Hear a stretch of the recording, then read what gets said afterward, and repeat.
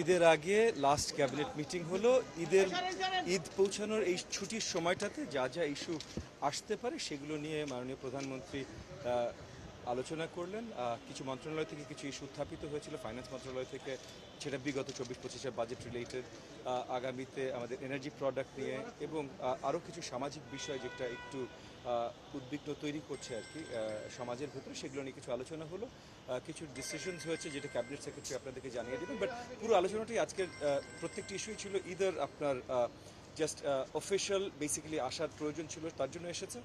আর Eid related জনভোগান্তি কমানোর জন্য কি করা যেতে পারে সেগুলো রিলেটেড মাননীয় প্রধানমন্ত্রীর অনেক দুশ্চিন্তা আছে। উনি চেষ্টা করছেন জনভোগান্তি সবভাবে যেন কমানো যায়, সেগুলো রিলেটেড কিছু ফাইনাল সিদ্ধান্ত দিয়ে ফাইনাল ঈদের আগে ক্যাবিনেট মিটিং শেষ হবে।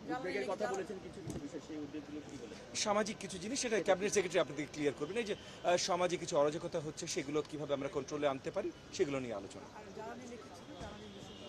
জ্বালানির বিষয় ছিল যে আমরা যেহেতু কোনো ধরনের রেশনিংও এখন আর করছি না, সো কোনো ঝামেলা হওয়া উচিত না। সো কোনো ঝামেলা যদি থাকে সেটা কীভাবে নিরসন করা যেতে পারে সেটা নিয়ে জ্বালানি মন্ত্রণালয়ের দায়িত্বপ্রাপ্ত সকলের সাথে আলোচনা হয়েছে, সেটা ওনারা আপনাদেরকে ব্রিফ করতে পারবেন। বাট ইনশাআল্লাহ ক্যাবিনেট মিটিংয়ের শেষে যেটা হয়েছে যে মাননীয় প্রধানমন্ত্রীকে আস্থা দিতে পেরেছেন সব মন্ত্রণালয় যে অবস্থা নর্মাল এবং সুন্দর থাকে। সকল ধরনের অবস্থান, মানে সামাজিক, আইন শৃঙ্খলা এবং যে কোনো বাজারের নিডস বা সব কিছু রিলেটেড।